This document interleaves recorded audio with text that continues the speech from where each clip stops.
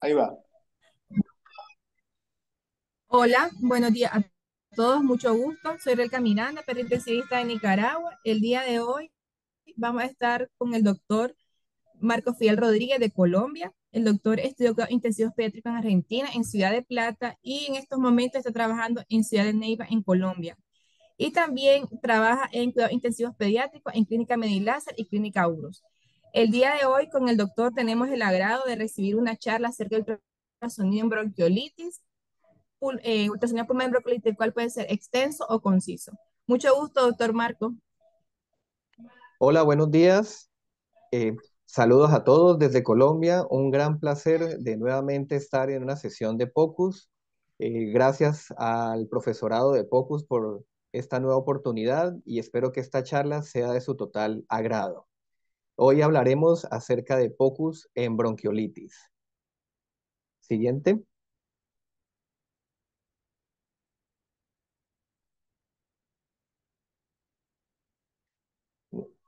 Bueno, para hablar de bronquiolitis, en pediatría recordamos esta patología y un tema cardinal, primordial, con el que tenemos un acercamiento inicial en nuestros primeros años de residencia.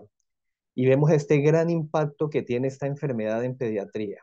Sabemos que es la infección respiratoria baja más común en lactantes menores de 2 años, es la principal causa de hospitalización en lactantes menores de 12 meses, una mortalidad relativamente baja, menor del 1%, pero en países con ingresos menores es un poco mayor. Hay que recordar ahora que los dispositivos de oxigenoterapia que están a la mano han cambiado un poco el panorama, como los dispositivos de cánulas de alto flujo, de cánulas RAN, CPAP. Esto ha cambiado un poco el panorama en el tratamiento de las bronquiolitis graves sobre todo, pero pues sabemos que muchos países tampoco tienen tan cercano a la mano estos dispositivos por los recursos. La bronquiolitis genera una gran carga económica en cuanto a hospitalización, oxigenoterapia, ausentismo laboral paterno, saturación de servicios de urgencias en épocas de picos de invierno o picos de enfermedades respiratorias. La principal causa, pues, es el virus sincitial respiratorio y en algunos casos de gravedad, pues, se evidencian secuelas a largo plazo como las sibilancias recurrentes o escasos de cuadros clínicos de bronquiolitis obliterante posinfecciosa. Siguiente.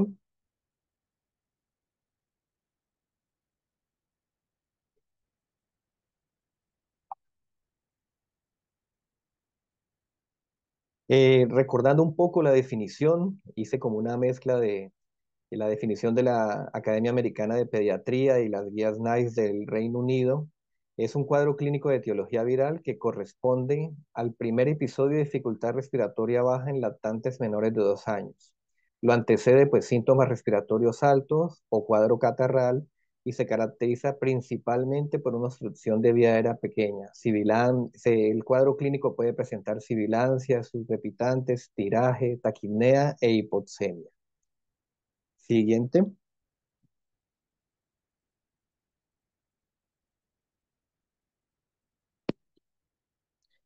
Los objetivos de la charla del día de hoy eh, son reconocer los hallazgos ecográficos característicos en la bronquiolitis, valorar el impacto de la ecografía pleuropulmonar en la toma de decisiones clínicas, compartir la utilidad de la comparar la utilidad de la ecografía pleuropulmonar frente a otras herramientas diagnósticas y también promover un uso racional y protocolizado de la ecografía pleuropulmonar en pediatría.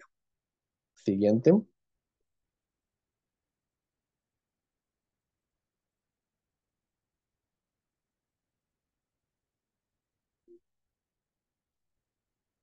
¿Qué es bronquiolitis aguda?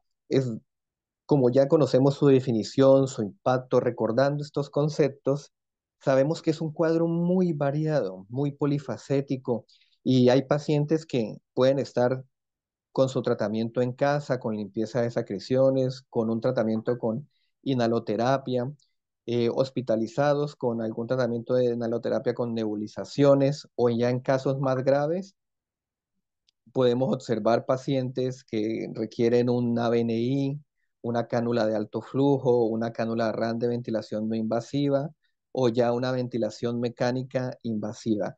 Entonces, vemos este cuadro variado en la bronquiolitis, que puede ser distintas presentaciones y distintos grados de gravedad. Eso sí, dependiendo de las comorbilidades que tenga cada paciente. Siguiente.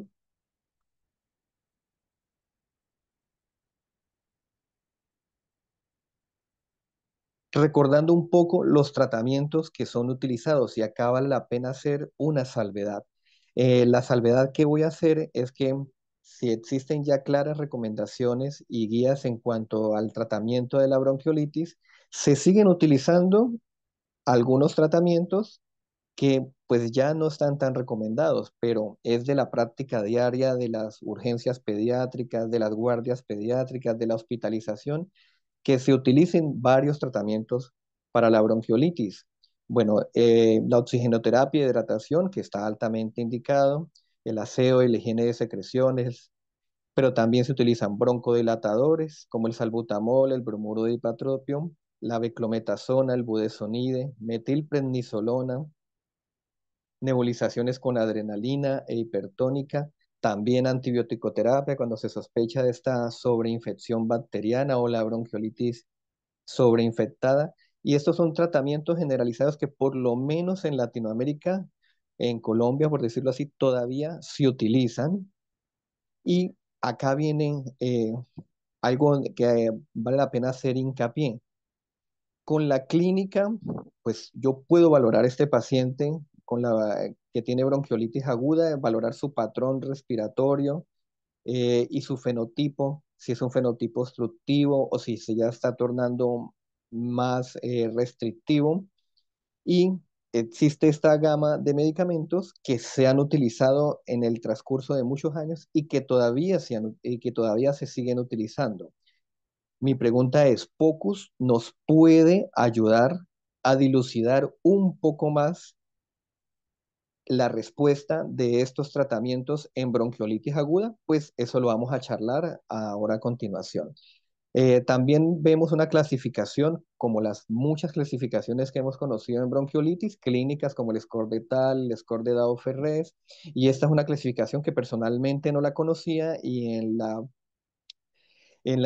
investigación que hice de los artículos encontré esa clasificación de Baradal que pues prácticamente toma en cuenta lo que toman en cuenta las demás clasificaciones como la frecuencia respiratoria, el patrón respiratorio, la saturación de oxígeno y la presencia o no de apneas que me llamó la atención en esta clasificación, algo como por nombrarlo en esta clasificación de Baradal. Siguiente.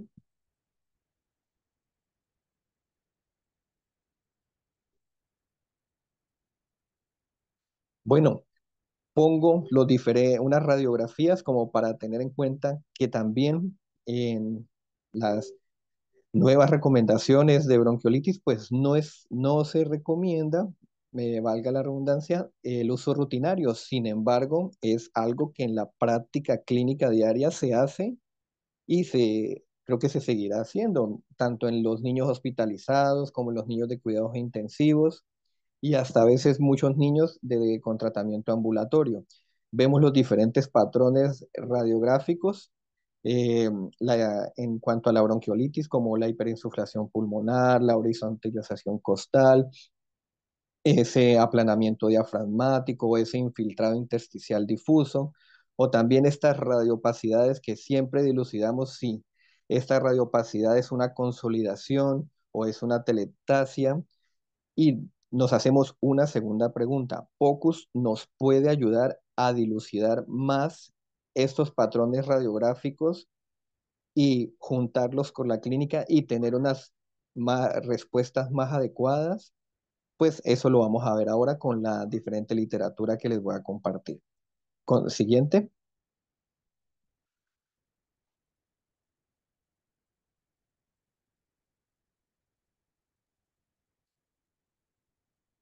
Antes de iniciar a revisar la diferente literatura que encontré, pues vale la pena recordar estas controversias e interrogantes a las cuales nos vemos enfrentados todos en la práctica diaria, más que todo picos de enfermedades respiratorias o en estos inviernos para los que tuvimos la oportunidad de estar en países de las cuatro estaciones, cuando llegaba esa transición de otoño-invierno que comenzaba ese pico invernal y aumentaban los casos de bronquiolitis.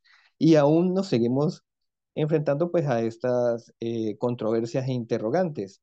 Eh, ¿Está el niño obstruido? Voy a poner un ejemplo de cuando estamos pasando ronda o revista con los residentes de pediatría, con los compañeros de pediatría de apoyo en UCID y con kinesiología y fisioterapia respiratoria. Entonces estamos evaluando el niño y alguien puede hacer una aseveración de que ese niño está obstruido, podemos iniciar broncodilatadores o la serie de salbutamol o añadir bromuro de patropio. El niño puede seguir muy obstruido, entonces alguien nos puede decir, bueno, le quiero añadir corticoide, eh, metilprednisolona o nebulizaciones con budesonide. Ahora, ese niño puede tener muchas secreciones y alguien nos puede, le quiero hacer unas nebulizaciones con adrenalina. O alguien que está valorando a ese niño dice no tiene muchas secreciones o no logra expulsar el moco, le quiero hacer nebulizaciones con hipertónica. O muchas veces lo vi también en la práctica diaria o intercalar nebulizaciones de adrenalina con hipertónica. También otra interrogante y controversia, la radiografía impresiona que tenga neumonía, hay una radiopacidad que impresiona que tenga una consolidación. Probablemente está infectado, iniciemos antibiótico. Bueno, estas son algunos de los interrogantes que uno se enfrenta diariamente en la valoración de un niño con bronquiolitis cuando está pasando ronda con los compañeros de kinesiología, fisioterapia respiratoria o con los compañeros de pediatría o apoyo en la JUCIP. Y acá viene el área primordial de esta charla. Pocus nos puede aclarar un poco más el panorama para responder todos estos interrogantes y ver la posibilidad si realmente es con estos tratamientos ese niño va a tener respuesta o no. Pues iniciemos revisando lo que nos dice la literatura. Siguiente.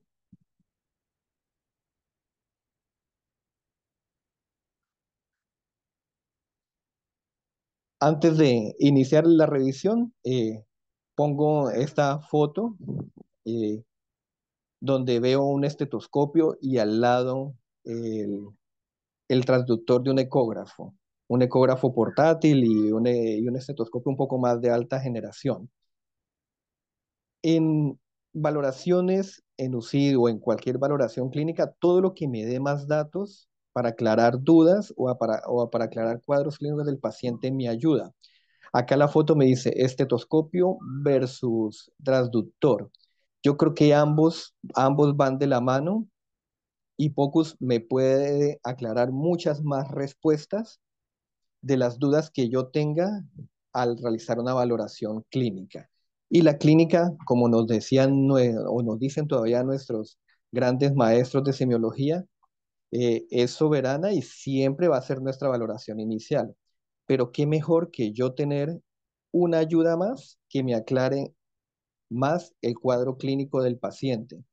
A veces valorar el niño con bronquiolitis, en mis primeros años de pediatría me parecía muy difícil. Ese niño estaba llorando, estaba con fiebre, tenía hambre y yo realmente pues a veces uno no sabe qué es lo que escucha con el estetoscopio, si solo es el llanto, si son sibilancias, si son crepitantes, porque la valoración de ese niño no es fácil en algunos casos. Pero un transductor, como hacemos la valoración con el estetoscopio, eh, auscultación pulmonar anterior y posterior, cráneo caudal, también se puede hacer con el transductor y esto me puede dar datos un poco más objetivos de qué es lo que está sucediendo en ese pulmón. Siguiente.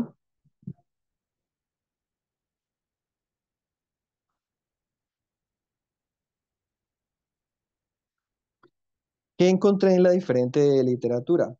Eh, Hay muchos estudios y se viene ya desde el año 2011 con diferentes autores, encontré muchas revisiones de colegas de Italia y una de estas es uso del ultrasonido y herramientas diagnósticas para el manejo de la bronquiolitis. Ese es, Basile y colaboradores nos dicen que realizaron un estudio observacional de corte donde se estudiaron 160 lactantes, edad promedio de 71 días. Según la escala clínica que ellos valoraron, 74 lactantes presentaron bronquiolitis leve, 30 moderada y 2 grave. El grupo control estuvo compuesto por 25 lactantes y la concordancia entre el diagnóstico clínico y ecocardiográfico fue buena, 90,6% con una concordancia interobservador estadísticamente significativa. Siguiente.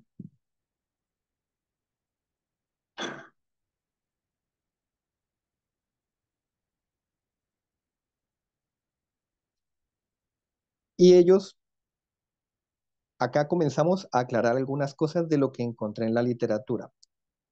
Recuerdo que en las diapositivas anteriores especifiqué algunas escalas de clasificación de la bronquiolitis como clínicas, como la de Baradal, Down-Ferros modificada y el score de tal.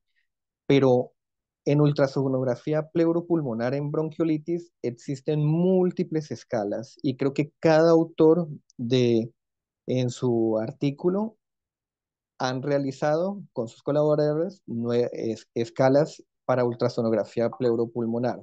Y llama la atención que ellos notan zonas específicas del pulmón donde encuentran más compromiso y en estas zonas específicas del pulmón han visto que los pacientes que van a presentar bronquiolitis más grave son zonas más específicas en áreas del pulmón, como la zona postero superior derecha, postero izquierda.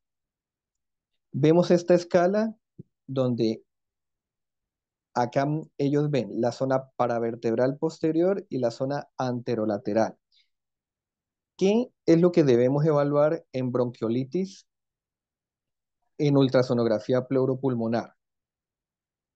Bueno, comenzamos viendo un patrón de líneas A, que es un paciente que puede tener algún compromiso obstructivo y hay que valorar el deslizamiento pleural. Podemos ver patrones de líneas B cortos, verticales, o podemos ver un patrón de líneas B más confluente, o ya acá en los procesos obstructivos hablan mucho y claramente de las consolidaciones subpleurales menores de 1 centímetro o mayores de 1 centímetro con broncograma aéreo que ya la vamos a ver en las siguientes imágenes. Pero de acuerdo a todos estos datos, ellos clasifican bronquiolitis moderada por ultrasonografía pulmonar con score de 1 a 3, perdón, bronquiolitis leve con score de 1 a 3, bronquiolitis moderada de 4 a 6, bronquiolitis severa de 7 a 8 y con una ultrasonografía pulmonar normal con un score de 0. Sin embargo, ese paciente que puede tener un score de 0 con un patrón de líneas A es el paciente que puede presentar el mayor compromiso obstructivo que es predominante en la bronquiolitis. Sin embargo, esto es una evaluación seriada y continua y lo que encuentran los autores es que si en pediatría reconocemos que el paciente es dinámico, uno de los cuadros más dinámicos que podemos observar es el de la bronquiolitis. Es un paciente que de pronto está bien, de pronto tiene signos de dificultad respiratoria muy agudos por una telectasia, por una obstrucción bronquial, por acúmulo de secreciones. Es un paciente que tiene un cuadro muy dinámico respiratorio. Por eso los autores recomiendan una evaluación seriada ultrasonográfica y evaluar los diferentes patrones. Siguiente.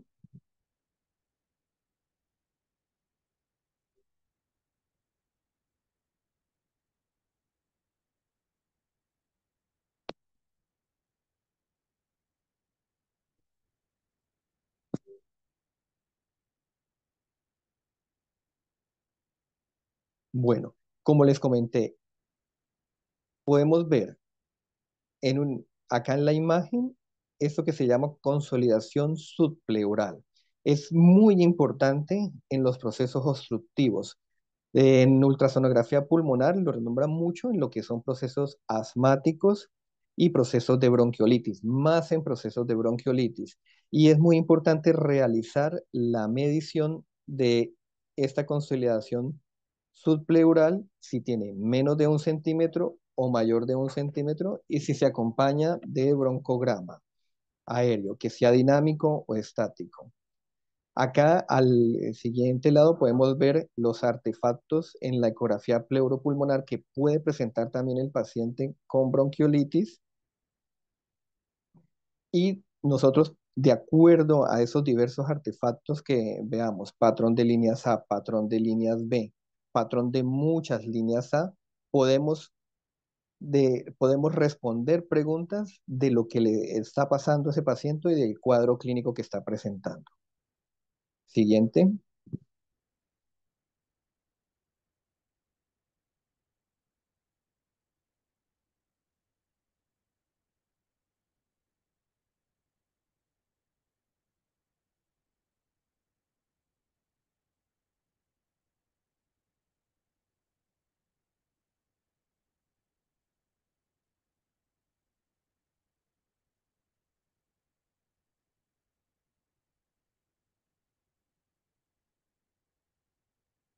¿Qué concluyen estos autores? Concluyen, la ecografía pulmonar permite identificar a los lactantes que necesitan oxígeno suplementario con una especificidad del 98,7% y una sensibilidad del 96,6%, un valor predictivo positivo del 96,6% y un valor predictivo negativo del 98,7%. Se obtuvo un patrón ecográfico pulmonar aberrante en la zona torácica posterior. Acá hago siempre hincapié que hay zonas que los diversos autores en investigaciones han visto que están comprometidas en los niños que van a desarrollar una bronquiolitis más grave, como esta que en el 86% de los lactantes con bronquiolitis. Y también el seguimiento. En todos los pacientes, la mejoría clínica al alta se asoció con la desaparición de los hallazgos previos de la ecografía pulmonar. La consolidación pulmonar subpleural de 1 centímetro o más en la ecografía de la zona posterior y una clasificación cuantitativa del síndrome intersticial basada en los espacios intercostales afectados bilateralmente se correlaciona bien con la gravedad de la bronquiolitis y el consumo de oxígeno. Estos autores concluyen que de acuerdo a la ecografía pleuropulmonar, yo puedo estimar la necesidad de oxigenoterapia y estimar el pronóstico y la gravedad y el desarrollo de esa bronquiolitis. Este estudio fue en una unidad de cuidado intensivo en Italia, con Basile y colaboradores. Siguiente.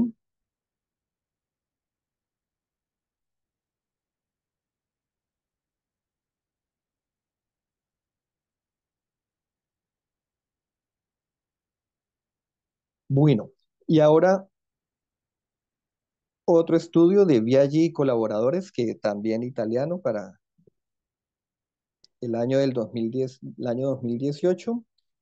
Fue un estudio prospectivo donde se investigaron 87 niños con bronquiolitis. Se realizó un diagnóstico final de neumonía concomitante en 25 pacientes. La sensibilidad y especificidad de la ecografía pulmonar para el diagnóstico de neumonía fueron del 100% y del 83% respectivamente, con un área bajo la curva de 0,92. Mientras que la radiografía de tórax mostró una sensibilidad del 96% y una especificidad del 87,1%. Cuando solo la consolidación mayor de 1 centímetro se consideró compatible con neumonía, la especificidad de la ecografía pulmonar aumentó al 98,4% y la sensibilidad disminuyó al 80%, con un área baja la curva de 0,89. La capa de Cohen en los sonólogos, pediatras y radiólogos en los primeros 30 pacientes mostró una concordancia casi perfecta en el diagnóstico de neumonía mediante ecografía. La Otra de los interrogantes que nos hicimos ahí cuando el paciente está con una bronquiolitis grave y vemos un patrón consolidativo y dudamos si es una telectasia o una neumonía, realizando una ecografía pleuropulmonar, nosotros podemos despejar esas dudas. En esta revisión En esta revisión nos dice que hay una buena concordancia realizando la ecografía pleuropulmonar para determinar si el paciente está con este proceso neumónico. Ahora, eh, vale la pena aclarar que la consolidación mayor la consolidación subpleural mayor del 1%, de un centímetro es muy concordante o lo definen muchos autores con neumonía bacteriana y que se acompañe de un broncograma dinámico por el exudado alveolar que puede tener el paciente. Entonces, realizar una ecografía, ver el consolidado, las consolidaciones subpleurales y que sean mayor de un centímetro y ver un patrón de broncograma dinámico me orienta a una neumonía bacteriana. Siguiente,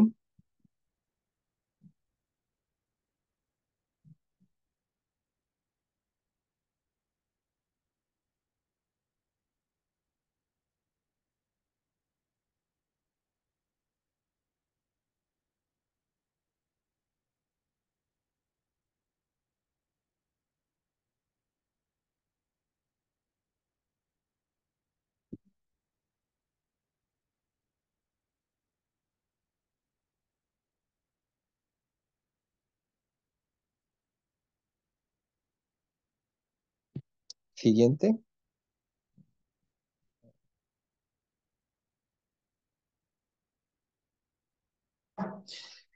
Acá vemos la comparación que tiene la radiografía con la ecografía. Muchas veces la radiografía fue negativa y la ecografía fue positiva para determinar algunas anormalidades más precoces que la radiografía no nos puede decir. Hace una salvedad en cuanto que la radiografía a veces notaba patrones más graves que la ecografía, pero cuando la radiografía realmente no me orientó adecuadamente, la ecografía fue positiva. Acá comparamos dos, comparamos dos casos cuando, no, cuando hay una bronquiolitis no complicada y cuando había una bronquiolitis concomitante con neumonía bacteriana. Entonces podemos observar que la ecografía pleuropulmonar puede detectar cambios mayores eh, en el paciente con bronquiolitis grave antes que la radiografía. Siguiente.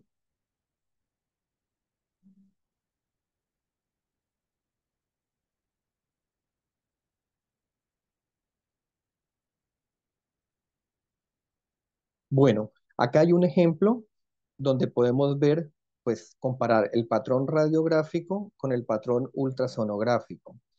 Observamos, pues, esta radiodopacidad a nivel periliar derecho y comparamos con el patrón ultrasonográfico, donde se evidencia este broncograma aéreo, una consolidación subpleural mayor a un centímetro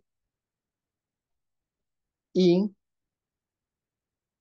sería muy importante ver dinámicamente cómo se comporta ese broncograma, si es dinámico o estático. Cuando el broncograma es dinámico, orienta a un exudado alveolar y puede ser una neumonía bacteriana concomitante. Claro que podemos juntar todo, la clínica del paciente, lo que está presentando. En cambio, si ese broncograma es estático, me habla de una obstrucción bronquial tipo atelectasia, pero acá orienta a una neumonía.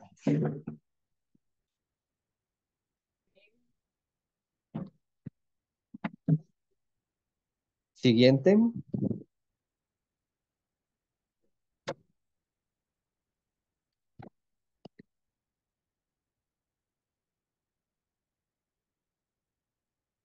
Y acá podemos observar diferentes patrones radiográficos, perdón, ultrasonográficos que corresponden a lo que queremos aclarar hoy, a lo que queremos evidenciar hoy en el patrón de bronquiolitis, en pocos en bronquiolitis, podemos observar patrones de este pulmón blanco con líneas B muy confluentes.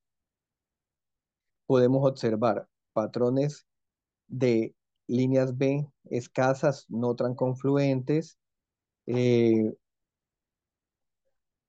en la foto C podemos observar lo que hemos hablado de la consolidación subpleural menor de 1 centímetro. Y en la foto D podemos observar lo que es una consolidación subpleural mayor de 1 centímetro y con el broncograma continuo, con ese puntillado hiperecogénico que nos orienta a que el paciente ya está cursando con una neumonía. Quiero aclarar que en la foto C, las consolidaciones subpleurales menores de 1 centímetro orientan a procesos obstructivos muy frecuentes en bronquiolitis. ¿A qué corresponde ese patrón? A colapsos alveolares menores que pueden ser bilaterales. Haciendo una ultrasonografía completa en ambos campos pulmonares, se pueden observar este patrón de consolidado subpleural generalizado menor de 1 centímetro. Lo podemos observar que no tiene un broncograma adyacente, como en la foto D. Y la foto de la línea A, pues líneas B confluentes, como ese pulmón se está tornando menos aireado por edema, por inflamación, por acúmulo de líquidos.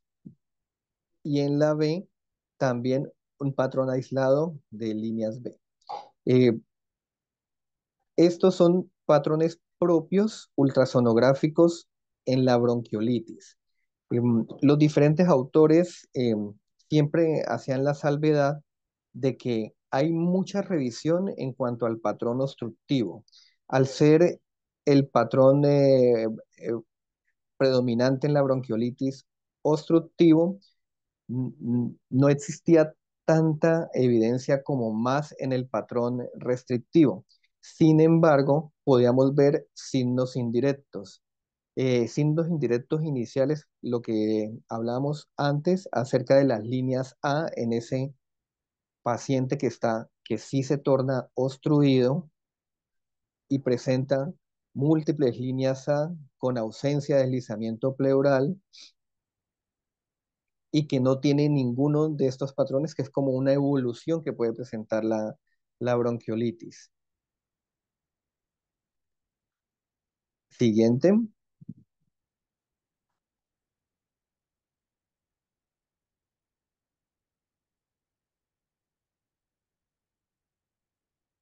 La radiografía de tórax, ¿qué concluyen estos autores? La radiografía de tórax mostró una sensibilidad del 96% y una especificidad del 87,1% para identificar a niños con bronquiolitis afectados por una neumonía bacteriana concomitante, con un valor predictivo positivo del 75% y un valor predictivo del 98,2%. La ecografía pleuropulmonar tuvo una sensibilidad del 100% y una especificidad del 83,9%. El valor predictivo positivo y el valor predictivo negativo fueron del 71,4% y del 100% respectivamente, con un área bajo la curva adecuada.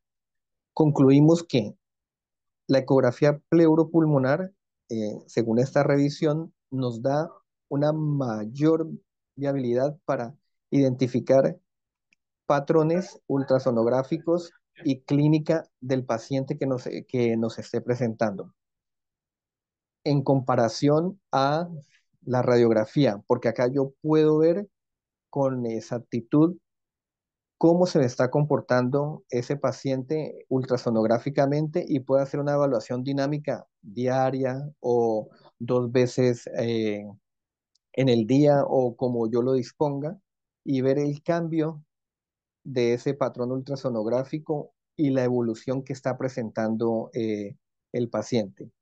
Si es una evolución que se está tornando hacia la gravedad y a la complicación. Siguiente.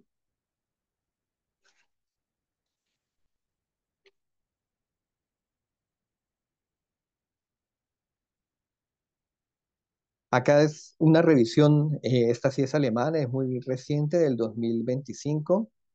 eh, Speedfin y colaboradores, esta me la compartió el gran amigo de México, David Pascual, donde ellos hacían una comparación de una valoración concisa con una valoración extendida. Estamos hablando de las áreas del pulmón que hay que estudiar en POCUS en bronquiolitis. L- lo que concluyen ellos es que una valoración extendida, estudiando 12 áreas a nivel pulmonar en ambos pulmones, tiene mayor efectividad para yo ver más, el, más lesiones o identificar signos precoces patológicos a nivel ultrasonográfico que valorando 6 áreas. Ac- Acá pueden observar otra clasificación, una de las tantas, porque cada revisión tiene una clasificación diferente y son múltiples, pero saco a cotación esta clasificación.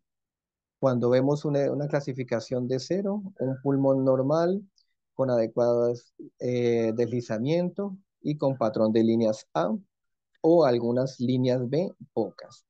En la clasificación de 1, más líneas B y alguna tendencia a la consolidación. La clasificación 2, ya hay más confluencia de líneas B y hay consolidados subpleurales. La clasificación 3, ya hay consolidados subpleurales y se encuentran mayores cambios que la clasificación 1 y 2.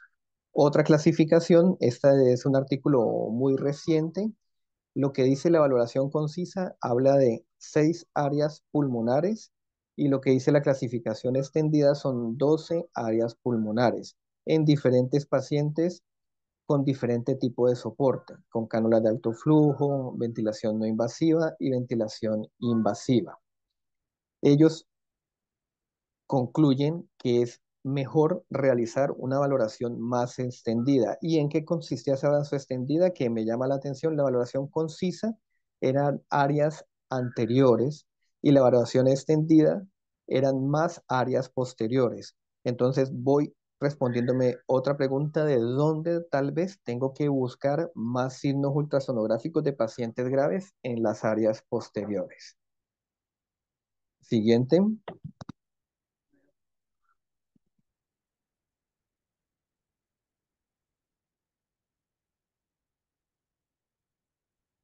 Este artículo me pareció muy interesante porque no es en unidad de cuidados intensivos, es en áreas de urgencias.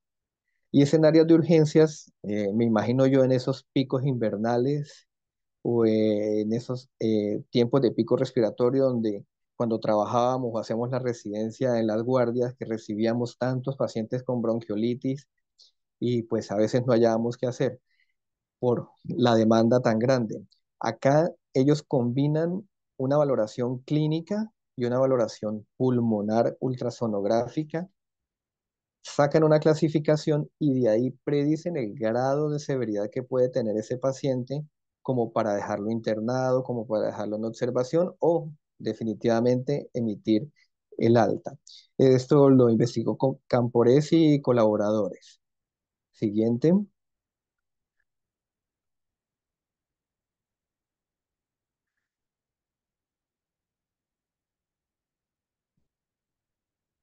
Volvemos a las áreas. Acá hay una evaluación sistemática donde estudia todo lo que es área anterior, área posterior y áreas laterales y hacen una evaluación sistemática. Sin embargo, lo que encuentran ellos es que en el área, los pacientes que tengan compromiso a nivel del área postero superior derecha son los pacientes que van a evolucionar más tórpidamente y con considerable gravedad y como que los que hay que eh, tener un poco más de chequeo y observación. Siguiente.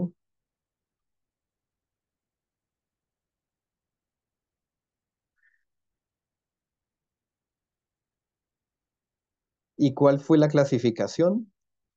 Fue una clasificación muy para mí llamativa porque fue muy práctica y ellos ponderan tres, eh,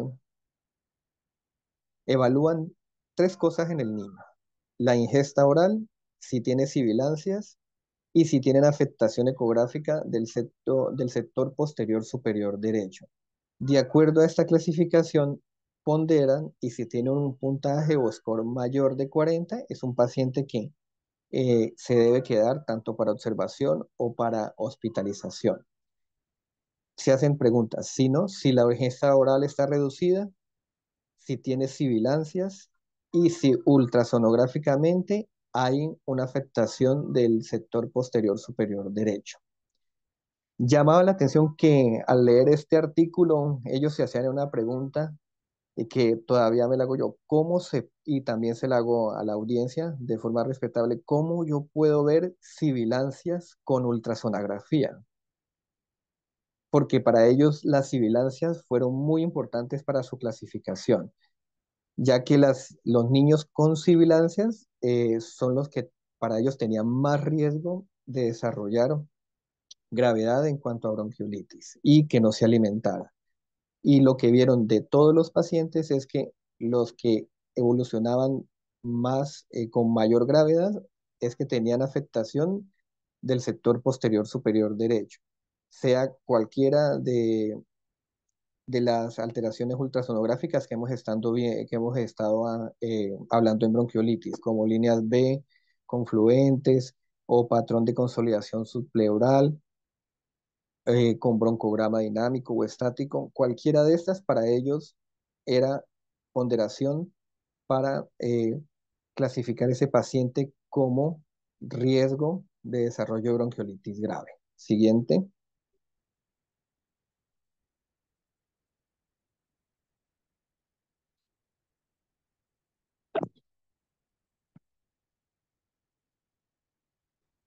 Y nuevamente, pues otra clasificación. Todos los artículos tienen una clasificación diferente y realmente eso me mareó un poco. Acá podemos ver eh, en la foto A las líneas A normales, que se puede considerar normal. Sin embargo, vale la pena realizar la aclaración de que ese paciente puede tener obstrucción bronquial. Y si tiene mayor patrón de líneas A con un poco de menor deslizamiento pleural, sin irnos a hablar de neumotoras, sino en contexto clínico de la bronquiolitis, es un paciente que tiene una obstrucción bronquial importante. Vemos el score 1, que son los famosos artefactos verticales o líneas B cortas en la foto B. En la foto C podemos ver ya la aparición de líneas B no tan confluentes, un poco separadas. En la D ya líneas más confluentes que tornan este pulmón blanco y algunas consolidaciones subpleurales que para la medición pues es importante, claro, si tiene, si es mayor de 1 centímetro o menor de 1 centímetro. En la foto E ya un patrón muy mixto con una mayor consolidación subpleural, patrón de líneas B muy confluentes que tornan ese pulmón blanco. Y en la foto F, pues ahí vemos ya un importante consolidado con broncograma aéreo que orienta ya a neumonía. Ellos clasificaron 0 líneas A normales, 1 algunos islotes de líneas B, 2 múltiples líneas B y pueden dividirlo entre centímetros para ver si son confluentes o no. El 3, el famoso pulmón blanco, que no se pueden distinguir esta confluencia de líneas B y que puede haber consolidación subpleural que sea menor de 1 centímetro. Y el 4 ya una gran consolidación con una consolidación mayor de 1 centímetro. Estos son los patrones en bronquiolitis que debemos estudiar acá en el paciente pediátrico. Acá lo podemos ver ultrasonográficamente. Hay una revisión que las voy a mostrar ahora a continuación que lo esquematiza en una forma muy práctica y importante realizar la evaluación dinámica siempre de ese broncograma para ver si tiene un broncograma dinámico o estático. Siguiente.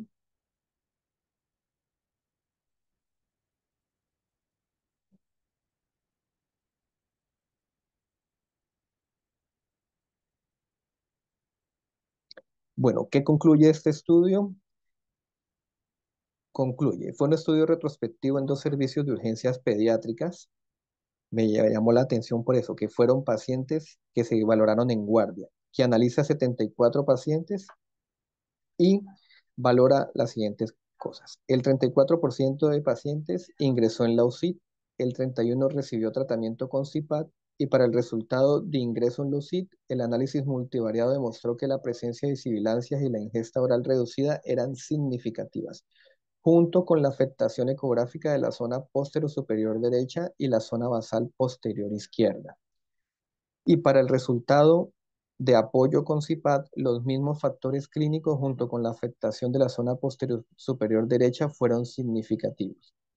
Se creó una puntuación de 3 ítems, la que ya hemos visto: presencia de sibilancias, ingesta oral reducida, afectación ecográfica de la zona posterior superior derecha, para una predicción de ingreso en la UCI con un área bajo la curva de 0.8. Siguiente.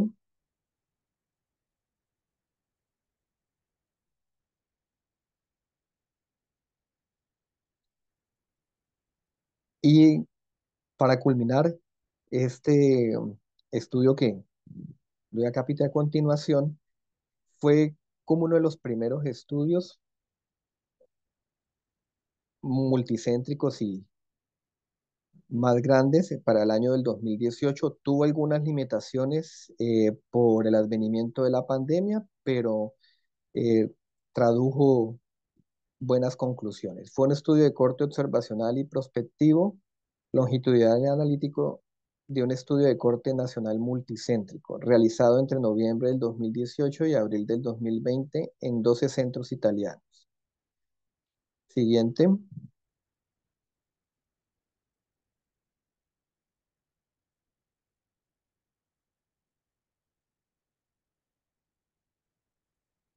Ellos dividían las zonas pulmonares como las vemos acá. Tomaban muy en cuenta las zonas basales y paravertebrales, eh, recordando los diferentes autores qué zonas toman en cuenta en sus diferentes estudios. Y acá hay un diagrama, si lo pueden ver, muy práctico como para cuando vayamos a realizar nuestra ultrasonografía y ver los diferentes patrones ultrasonográficos que el niño con bronquiolitis puede presentar. Nuevamente las líneas A, las pequeñas líneas verticales B o los artefactos, los islotes de líneas B, las múltiples líneas B que comienzan a tener confluencia. Ya cuando hay un patrón mixto, confluye, el pulmón se torna blanco, las consolidaciones menores de 1 centímetro y las consolidaciones mayores de 1 centímetro. Eh, un- Unos dibujos acá prácticos como para tener en cuenta en nuestra valoración ultrasonográfica y eh, viendo las imágenes anteriores. Siguiente.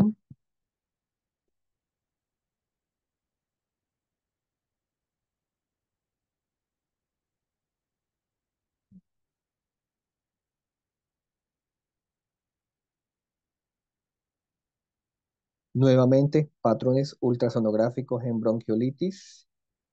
Siguiente, sí.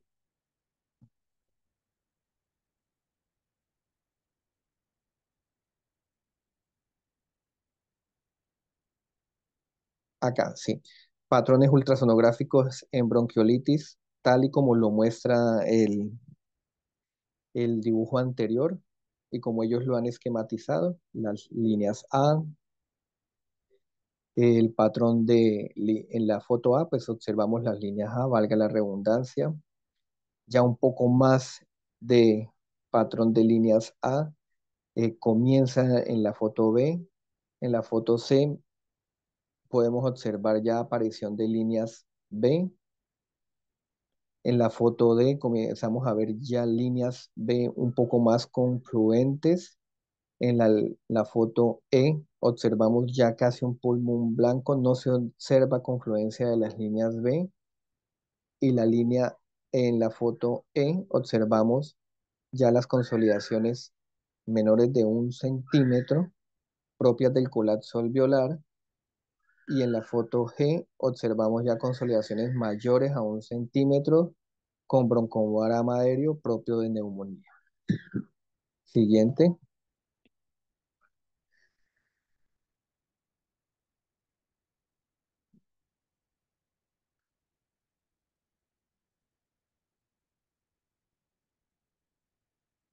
Bueno, como les dije, este estudio tuvo sus limitaciones por el advenimiento de la pandemia, sin embargo, reveló buenas conclusiones. Este estudio reveló que los hallazgos cualitativos y cuantitativos de la ecografía pulmonar sugieren una asociación con la gravedad de la bronquiolitis y son útiles para el seguimiento de los pacientes.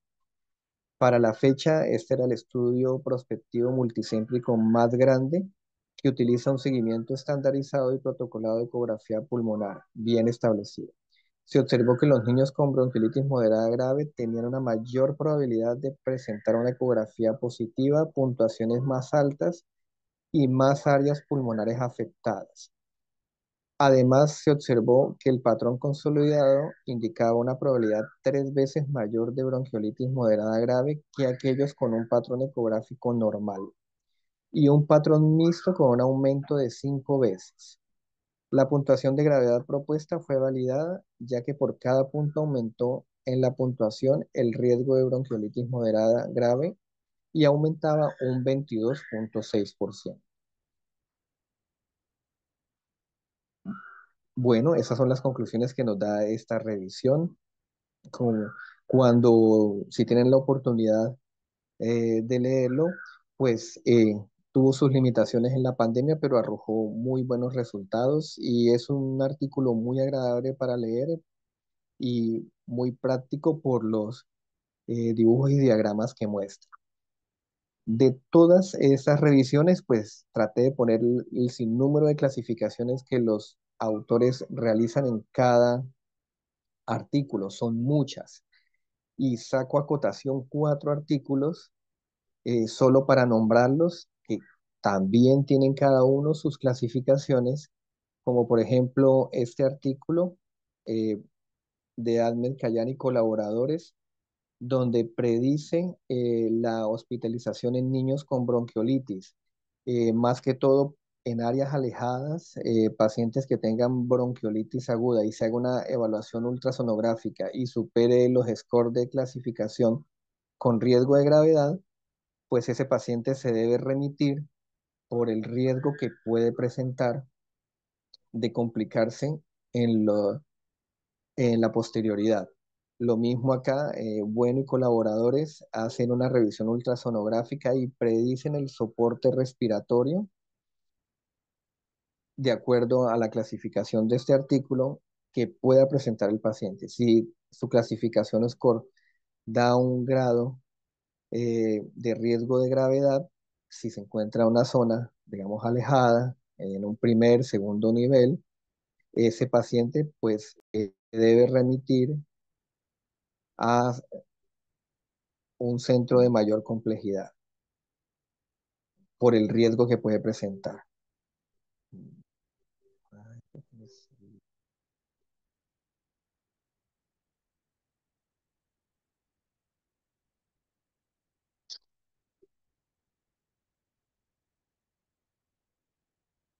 Y acá hay 2 artículos, uno que evalúa el pronóstico y ese es un puntito, Reika, que creo que me salí. Ya para terminar.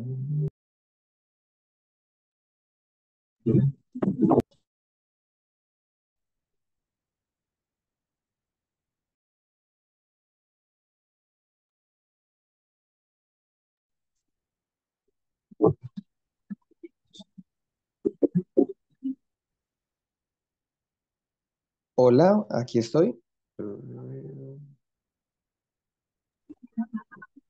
hola. Hola, Javi. Ya estoy por terminar. Bueno, acá hay dos Pues artículos de revisión eh, que nos dicen, uno, el pronóstico, que también es más que todo para evaluar cuándo ese paciente requiere mayor complejidad. Otra clasificación. Y hay un artículo francés, discúlpeme, no me...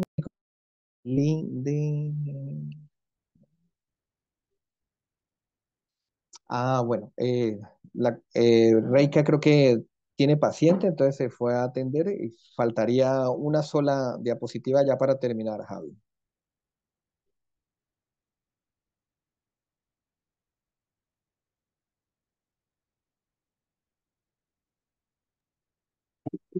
muchísimas gracias. A ver, Y,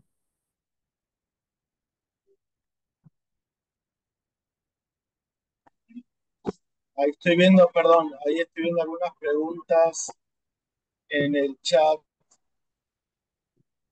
Eh, si quieres les contestas acerca de la diferencia entre la telectasia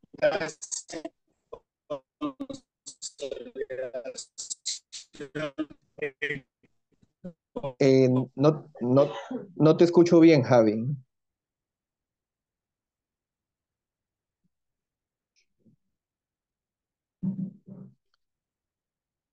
Creo que Javi tiene problemas de No sé si me has conexión escuchado, y Marco. Que sí, ahí te escucho bien. hay una pregunta en el chat acerca de la Ah, ya, diferencia geográfica entre consolidación y atelectasia. listo. Ya te la respondo. Déjame terminar dos cositas que quería concluir. Bueno, como lo que las revisiones que vimos, todos son para, las últimas son para pronosticar ese grado de severidad que pueda tener un paciente, tanto para oxigenoterapia, hospitalización o requerimiento de o requerimientos mayores como antibiótico-terapia. Eh, las consideraciones que voy a concluir, y ya respondo a las preguntas, es que la ultrasonografía pleuropulmonar es útil, segura y eficaz en bronquiolitis.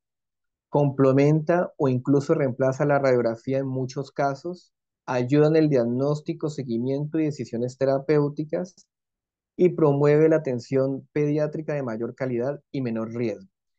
¿Cuál sería la limitación que tenemos en la actualidad? Pues lo que yo vi, como le dije, estoy mareado de tanta clasificación. Eso es una limitación. Es la falta de estandarización universal con respecto a la ultrasonografía pulmonar, porque vieron y les di a mostrar muchas clasificaciones ultrasonográficas. Entonces la invitación es acá con Javi y con David y con todo el profesorado de POCUS, pues, ¿por qué no POCUS? Tenemos nuestra clasificación de este tema tan importante y tan primordial en pediatría, como una invitación a todos. Ahí también me incluyo y me comprometo para realizar una clasificación ultrasonográfica eh, de POCUS Latinoamérica. Eh, y ahora sí, pues muchas gracias por la atención y paso a responder una pregunta que la vi en cuanto a diferencia de atelectasia y consolidación. Si bien la diferente literatura es mucho más amplia para los patrones restrictivos que para los patrones obstructivos, por una situación semiológica y anatómica, el bronquio no se logra ver hasta la pleura y ese bronquio obstruido lo que me da son signos indirectos de un patrón obstructivo. Eh, las líneas A, la mayor cantidad de líneas A, el menor deslizamiento pleural, y ojo, hay que tener en cuenta la diferencia con el neumotórax, con ese deslizamiento pleural.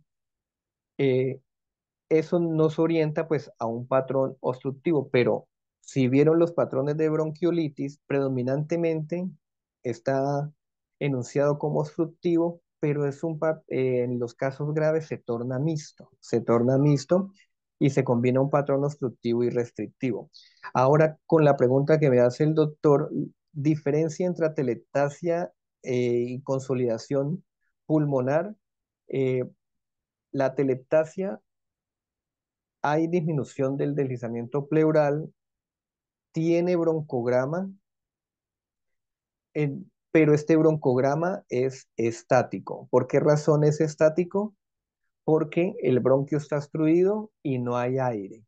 En cambio, en la consolidación, el broncograma es dinámico, se mueve con el deslizamiento pleural y puede tener consolidaciones mayores a 1 centímetro, consolidaciones subpleurales mayores a 1 centímetro.